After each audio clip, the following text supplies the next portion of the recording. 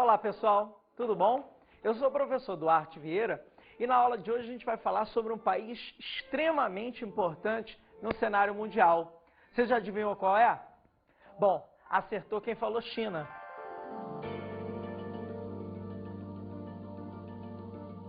A China é o terceiro maior país do mundo em extensão.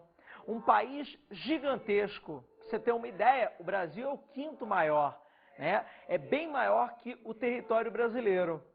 Gente, é um país fascinante, cheio de histórias, com um povo, né, extremamente inteligente e capaz, e que sempre se destacou no cenário mundial. Por falar em povo, você sabe qual é o tamanho da população da China? Você tem ideia?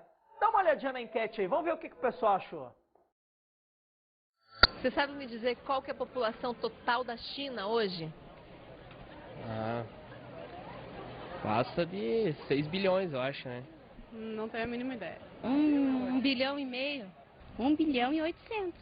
1 bilhão e 800 milhões. Isso. Tem ideia de qual que é a população total da China hoje? Nossa, nem um pouco.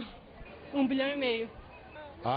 Uns 2 bilhões, né? Mais ou menos. Você tem ideia de qual que é a população total da China hoje? Não, não tenho. Não faço nem ideia. Não tem nem noção? Não, Não quer arriscar um palpite? não tenho nem ideia. 1 bilhão, será? 1 bilhão? É. Você acha quanto? Quantos chineses são? 3 bilhões. Aproximadamente, eu Tem acho. China pra caramba lá. Tem chinês? Tem chinês pra caramba lá. Bom, viu aí? Uma parte das pessoas tem uma certa noção, outras não, passa nem perto. O importante é você saber que hoje a China conta com mais ou menos 1 bilhão e 300 milhões de pessoas. Tem muitos chineses no mundo, tanto que a China é o país mais populoso do planeta. Agora, o importante também você saber é que a boa parte dessa população chinesa ela se concentra no campo. A maior parte dela não está na cidade, e sim no campo. É um dado importante. Normalmente aparecem em algumas provas, tanto de ensino médio, né, quanto de vestibular. Bom, além disso, a China conta com um poderoso aparato militar, né? É um país bastante forte no campo militar. Mas aguarda um pouquinho aí, daqui a pouco a gente vai falar disso. Bom, vamos falar agora sobre as características gerais da China. Para começar, a gente vai falar, né, da localização. Bom, a China ela está localizada no continente asiático, numa posição bastante estratégica. Ela faz fronteira com uma série de países, tanto do norte asiático quanto do sul. Ou seja, é um país de localização privilegiada. Além do tamanho, tem localização privilegiada. Além disso, a China é bastante rica em minerais. Existem regiões na China bastante ricas, por exemplo, em minério de ferro, em carvão. O potencial energético, como a gente vai ver daqui a pouquinho, também é outro fator positivo no cenário chinês. Bom, na parte oeste da China, a gente encontra uma grande diferença em relação à parte leste. Daqui a pouco a gente fala da parte leste. Vamos ao oeste. Bom, dá uma olhadinha no mapa aí, se localiza. Na parte oeste, você encontra a cadeia do Himalaia. Bom, a cadeia de montanhas do Himalaia é a maior do mundo, inclusive contendo no seu interior o pico mais alto do planeta, que é o Monte Everest, que não fica na China, mas faz parte da cadeia. Então, o Himalaia, na parte oeste da China, é um marco do território chinês. Bom, essa região ela foi anexada em 1950 pela China, né? Essa região ela é conhecida com outro nome, nome de Tibete, né? Tem até um líder religioso, o famoso Dalai Lama. Bom, essa região ela foi anexada pelos chineses e o Dalai Lama luta pela independência da região. Daqui a pouco a gente vai analisar isso com bastante calma. É interessante perceber, né, que essa região ela atrai muitos turistas, tá? Primeiro pela religião, o budismo, né, difundido ali, segundo pelas características naturais, né? Altas montanhas, 7, 8 mil metros de altura, fazendo com que essa região seja chamada de o teto do mundo. Bom, na parte oeste, mas já no norte, quer dizer, no noroeste chinês, você tem climas desérticos, tá? Esses climas desérticos, eles são formados basicamente pelo Himalaia. O Himalaia forma uma barreira natural que impede a chegada de ventos úmidos vindos do Oceano Índico a essa região noroeste da China. O Himalaia funciona como uma barreira, né, que impede a chegada desses ventos úmidos, causando, né, a formação desses desertos no noroeste chinês. Então você vê que toda a parte oeste é uma região pouco habitada da China. Na parte oeste só moram 20%, né, dos chineses. Primeiro porque é frio, né? A região do Himalaia é muito fria. E segundo, porque a parte noroeste é uma parte desértica, né, onde falta água. E você sabe, onde tem frio e falta de água, não são cenários, né, muito agradáveis à fixação do homem.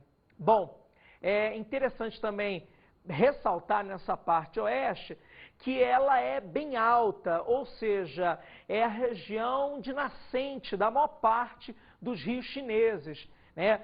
Particularmente dois, o Yangtze-Kiang, que é o rio azul, né? E o Huanghe, que é o rio amarelo.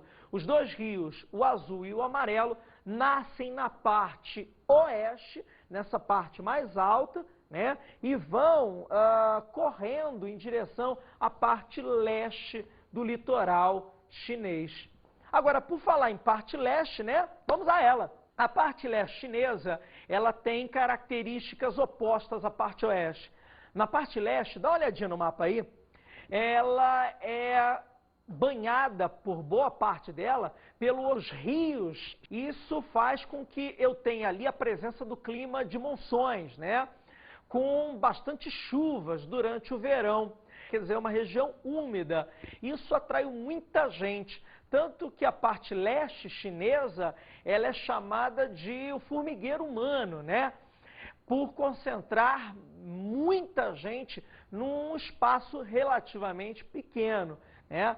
Essa região, ela tem chuvas, ela tem rios, ela ainda tem o solo de loess, né, que é um solo extremamente fértil, principalmente para a cultura do arroz, né? O grande produto nacional chinês, aliás, um grande produto nacional oriental, né, dos países orientais, da Ásia Oriental, é o arroz, né? E não poderia ser diferente no caso chinês. Então essa parte leste concentra muita gente, é úmida, grande parte da cultura do arroz está no vale dos rios, né? Quer dizer, nas margens dos rios, recebendo essa água tão generosa, né, que a natureza proporcionou para essa parte da China.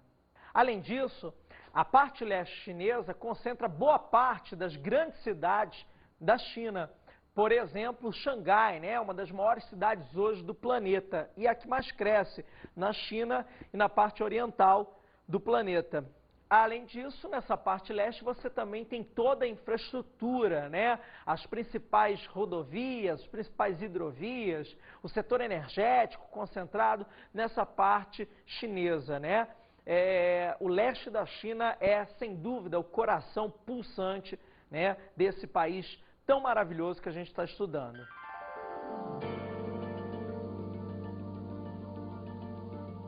Pessoal, vocês sabem que a China é um país socialista hoje. Mas será que sempre foi assim? A China, ela nem sempre foi socialista. Ela passou por N tipos de governo antes de chegar ao modelo socialista. Vamos dar uma olhadinha? Vamos falar sobre os antecedentes. Você tem na cultura milenar chinesa, né, uma das belezas da humanidade.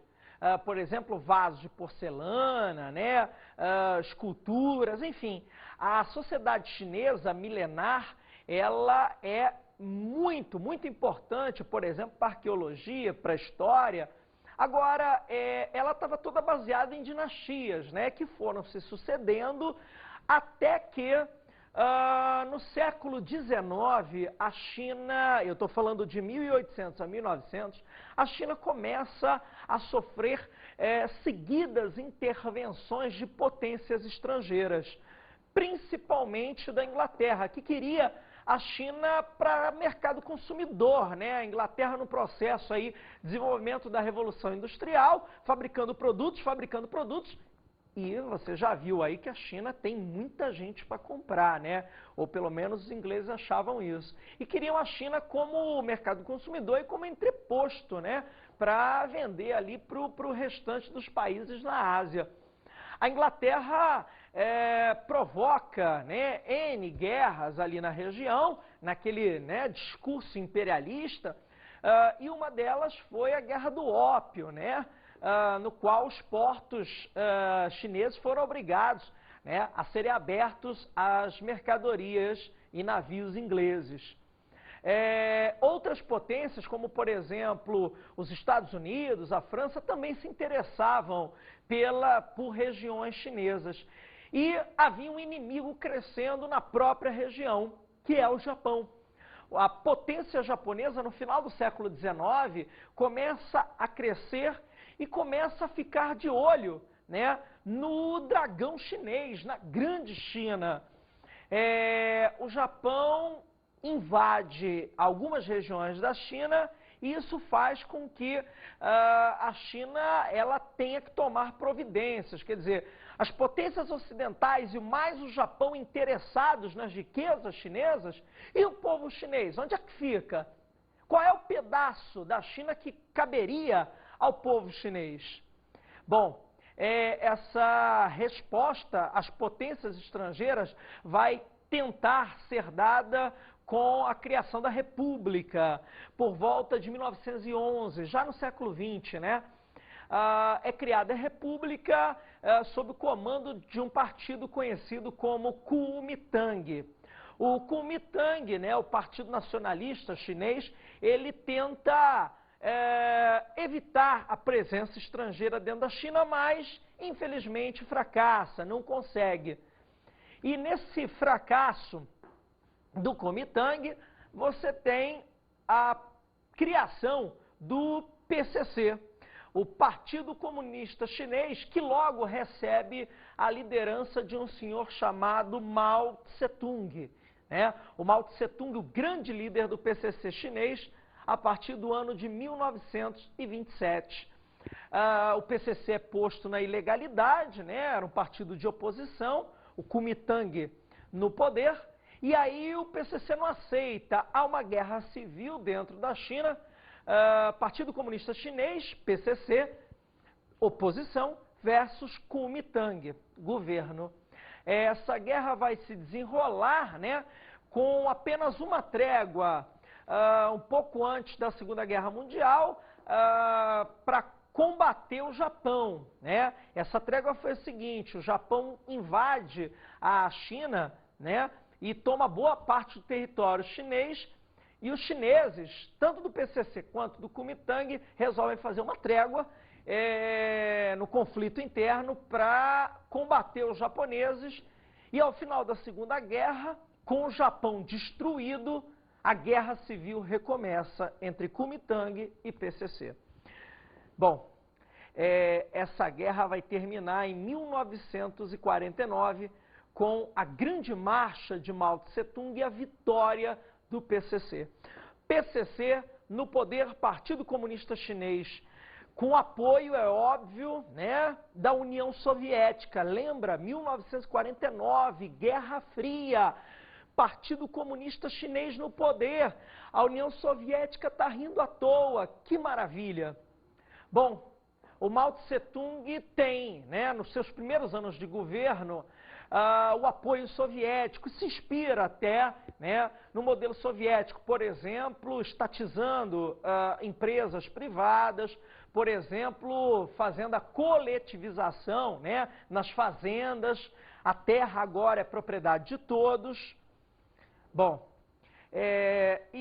essa relação ela vai ficar um pouco estremecida, a relação entre China e União Soviética, no ano de 1957, quando a China lança um programa, o Grande Salto para Frente.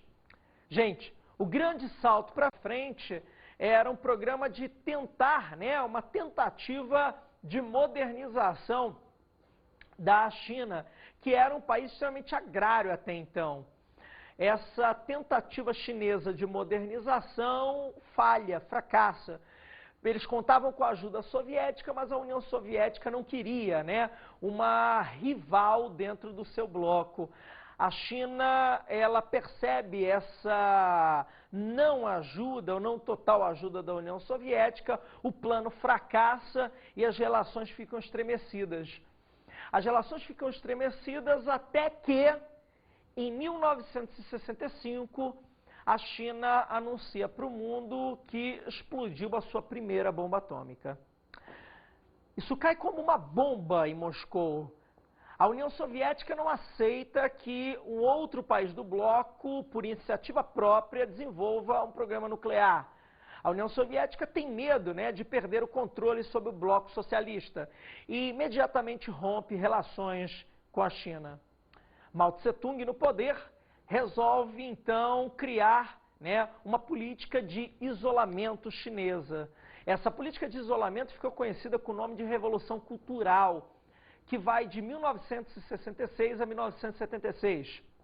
Essa Revolução Cultural, ela deixou a China isolada, né? E a China não era autossuficiente em todos os produtos. Isso provocou uma grande fome, né? Miséria, principalmente no interior do país.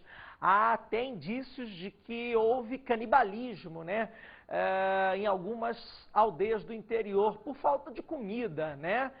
Pessoas matando outras para poder comer, né? Olha a que ponto chegou essa revolução cultural, né? Esse fechamento político chinês, né? Político e comercial. A China para de fazer negócio com o bloco socialista, porque rompeu relações com a União Soviética, né? As relações rompidas, e também não se aproxima tanto do bloco capitalista. A China fica isolada. Esse isolamento ele é rompido com a morte de Mao Tse-tung. Mao Tse-tung morre em 1976. E há um período de transição até 1978, quando Deng Xiaoping chega ao poder na China. Deng Xiaoping tem um objetivo, fazer com que o dragão chinês, o gigante chinês, finalmente se levante. Olha, a gente pode falar que 1978 é o início da modernização chinesa. O dragão começa a se levantar, começa a se erguer em 78. Há uma aproximação com o Ocidente, por exemplo, retomam-se relações diplomáticas com os Estados Unidos, né? Além disso, você tem a criação de joint ventures, né, entre empresas chinesas e empresas de fora da China, quer dizer, começa um processo de modernização e aproximação com o mundo ocidental. Agora, o grande salto para frente que a China queria vai acontecer de verdade em 1982, com a criação das ZEEs. Duarte, o que são as ZEEs? ZEEs são as Zonas Econômicas Especiais. Essas Zonas Econômicas Especiais, essas ZEEs, elas foram criadas no litoral chinês. Aí você se pergunta, mas por que litoral chinês? Para facilitar a importação e a exportação de produtos. Mas, Duarte, afinal, o que são essas ZEEs? São regiões, né? Imagina só, são regiões onde funciona um sistema duplo de economia. Existem empresas socialistas, né? Empresas do governo, e é permitida a instalação também de empresas capitalistas. Ou seja, você tem uma economia mista nessas ZEs. Tanto que o próprio Deng Xiaoping chamou, né, a China de um país, dois sistemas, né? A famosa economia socialista de mercado. Olha que coisa, né? Regiões onde tem o convívio entre o modelo socialista e o modelo capitalista. Claro que o governo chinês controla todas as ações de qualquer empresa nessas regiões. Bom, a China começa a prosperar. Essa China do litoral, essa China, né, próxima ao mar. Bom, a prosperidade causa um deslocamento de população da galera que estava fora dessas ZEs, no interior, para as ZEs. Aí você se pergunta por quê? O salário nas ZEs chegava a ser de 10 a 20 vezes maior do que no interior, né? Essas ZEs, elas recebiam milhares de pessoas, tanto que o governo teve que controlar, né? Cidades cresceram da noite para o dia dentro dessas ZEs, por quê? Porque atraíam pessoas em busca de empregos, né, que faltavam no interior e melhores salários, 10 a 20 vezes maiores. Bom, a China desde os anos 80, para ser mais específico, desde 1982, ela, com as ZEs, é o país que mais cresce no planeta, sem sombra de dúvida. E o motor não para de crescer, né? A China hoje, ela representa já a sexta maior economia, o sexto maior PIB do planeta. Coisa impensável, né? Há 50 anos atrás. Quer dizer, a China, ela cresce demais. Agora, quais são as vantagens, por exemplo, para o governo chinês dessa criação dessas ZEs? A primeira vantagem que você pode anotar aí é a geração de empregos. Num país com 1 bilhão e 300 milhões de pessoas, é necessário gerar empregos. A segunda vantagem é a atração de know-how, né? Tecnologia. E uma terceira seria a atração de capitais, investimentos, que impulsiona a economia. Legal? Essas são vantagens para o governo chinês. Aí você deve estar se perguntando, tá, e aí? E se eu quiser investir na China, qual é a vantagem para mim? Qual é a vantagem para os investidores externos? Primeiro, um potencial mercado consumidor. Eu falo potencial, né? Hoje você sabe que o mercado consumidor chinês ainda é bastante restrito, tá? Os chineses estão ainda em processo de crescimento de renda, tá? Mas a gente, se falar, por exemplo, de 10% dos chineses, você está falando de um mercado de 130 milhões de pessoas, tá? Quer dizer que é muita gente. Por menores números que sejam os números chineses, esses números são grandes, né? Então, potencial mercado consumidor. Você imagina metade da população chinesa consumindo. Que coisa louca. Segunda vantagem para quem vai investir, né, de fora, na China.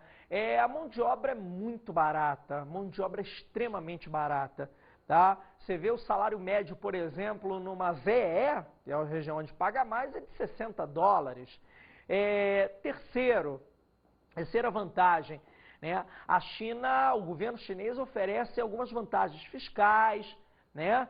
A legislação trabalhista é simples. Ou seja, são vantagens que você encontra hoje, né, dentro da China.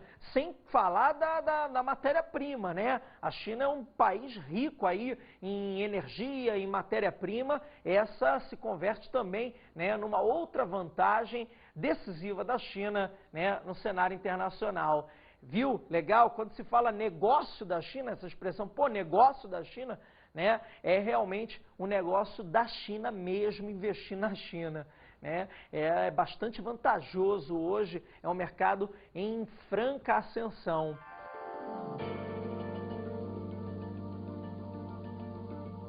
A China entra nos anos 90 num grande paradoxo. Enquanto a economia impulsiona o crescimento, ou seja, a economia está cada vez mais se abrindo ao capital estrangeiro, você tem na política um grande fechamento, um controle ainda bastante duro do PCC, do Partido Comunista Chinês. Bom, vamos primeiro falar da economia? é o maior crescimento hoje registrado no planeta, né? A gente já falou sobre isso. E esse crescimento, ele está muito ligado aos setores de bens de consumo, principalmente os não duráveis, né? O que você lembra quando você pensa de produto chinês? Brinquedos, né? A área têxtil, CDs, ou seja, são produtos de bens de consumo não duráveis, aonde se emprega, né, pouca tecnologia, ou seja, não são produtos, né, de grande valor agregado. Esses produtos normalmente são fabricados por uma mão de obra que não é muito qualificada, ok? Agora, é importante ressaltar que a China já desenvolve tecnologias com bastante valor agregado, ou seja, tecnologias que custam caro, né? Há aparelhos eletrônicos, há empresas de automóveis chinesas que vêm crescendo no mercado asiático e provavelmente, né, vão se expandir para o mercado mundial em poucos anos.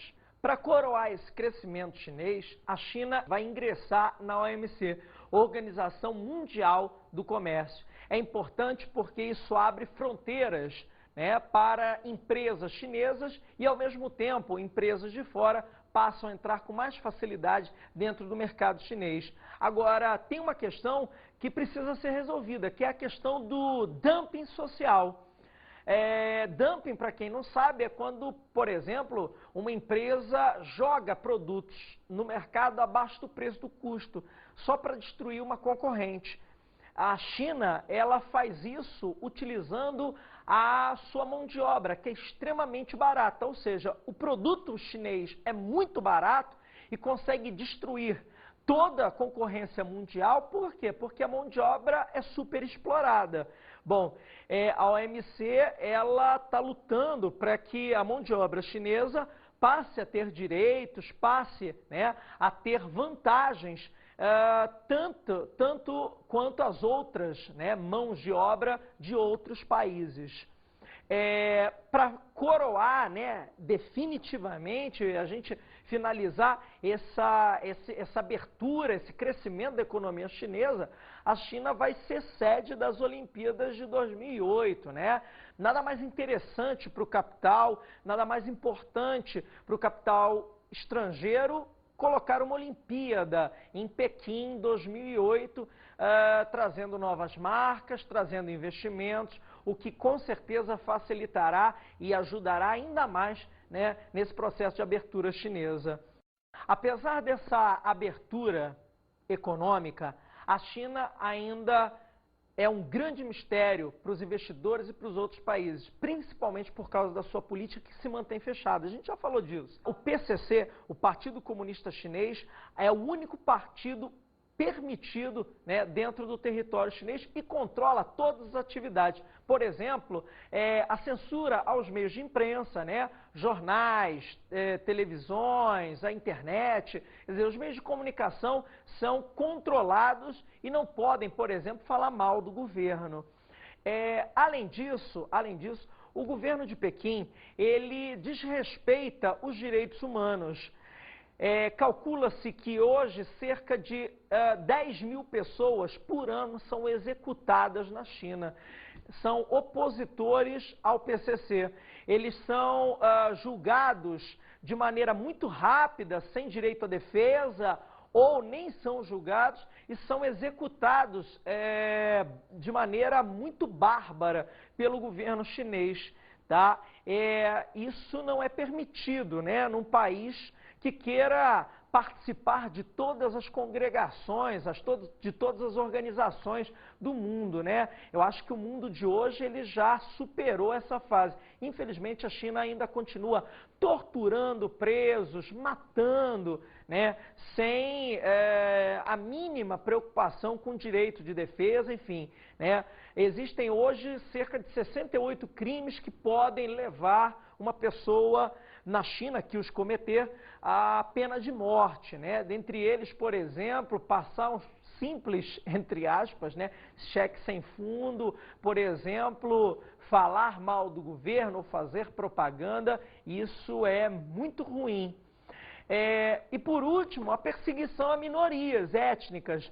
Por exemplo, os tibetanos, né, e outras minorias étnicas dentro da China são bastante combatidas pelo governo de Pequim, que não permite qualquer tipo, né, de organização ou qualquer tipo, né, de associação que queira independência ou que exija alguma coisa.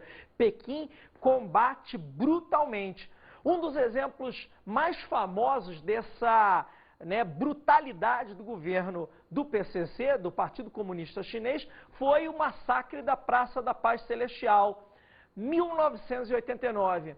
1989, Praça da Paz Celestial, centro de Pequim, jovens estudantes impulsionados pela crise do socialismo vão para as ruas e exigem que o Partido Comunista Chinês permita, né, a liberdade de imprensa, permita o voto da população.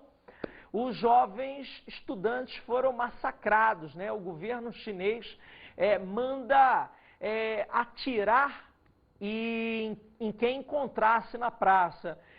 Oficialmente foram 300 e poucos mortos, mas na verdade calcula-se em mais de 5.000.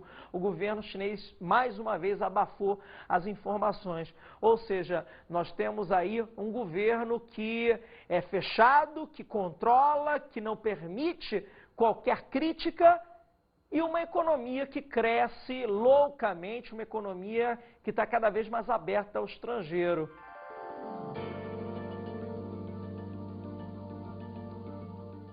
Pessoal, para refletir, pense o seguinte: será que a China vai se manter para sempre fechada politicamente?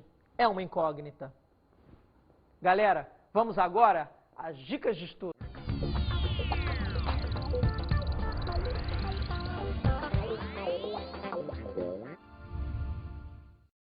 Alô, galera, como dica de estudo, a gente pode falar para vocês pegar, por exemplo, um filme como 7 anos no Tibete, que vai mostrar um pouco, né, da realidade chinesa. Gente, um grande abraço para vocês, bons estudos, fiquem com Deus, tchau, valeu!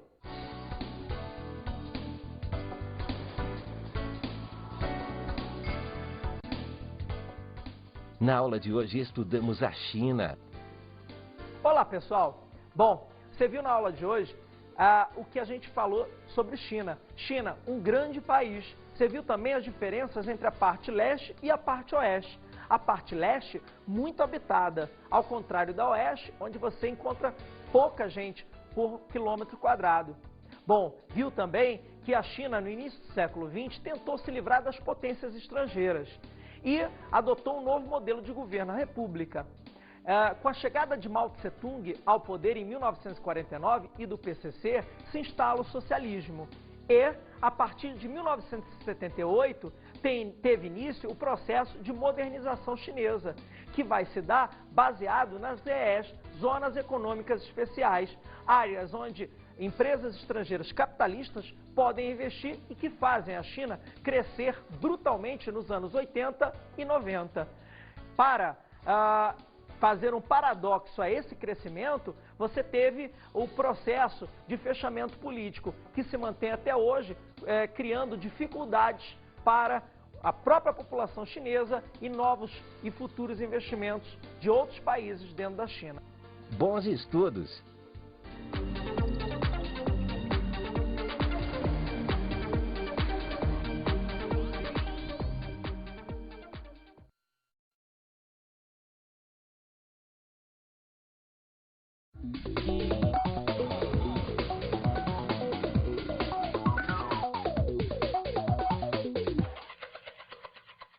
Olá, amigo professor. Estou eu aqui de novo para fazer algum tipo de sugestão para a tua aula. Bom, eu sugiro que você trabalhe China dividindo ela entre leste e oeste. É importante para que o aluno perceba as diferenças. Também trabalhar o crescimento da China nos anos 80 e 90 é de fundamental importância. A abertura das ZES, os motivos que levaram o capital estrangeiro e levam a investir dentro da China e as vantagens do governo chinês. Mostrar também o aspecto político, ou seja, a China fechada é de extrema importância. Coloque isso no quadro, traga reportagens de jornais, de revistas. A internet é outro meio indispensável. Um grande abraço para você, boa aula, né? Deus esteja com você. Valeu!